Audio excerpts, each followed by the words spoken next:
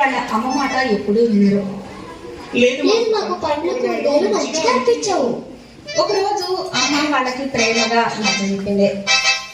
పచ్చి ఆకుకూరలు ఇంకా కూరగాయలు తింటే కళ్ళు బాగా ఉంటాయి. నీ కళ్ళు పాడైపోయింటాను.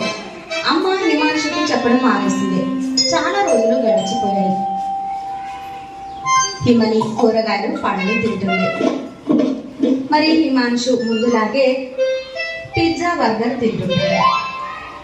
ఒకరోజు హిమాంశు టీచర్ తనతో అన్నది, హిమాంష్ బ్లాక్ బోర్డుపై రాసిన దానికి జవాబివ్వు. హిమాంశు బోర్డుని చూశాడు. కానీ అతనికి అంతా మబ్బు మబ్బుగా కనిపిస్తోంది. అతను కళ్ళు తుడుచుకొని మళ్ళీ చూశాడు. మళ్ళీ మబ్బుగా ఉంది. అతను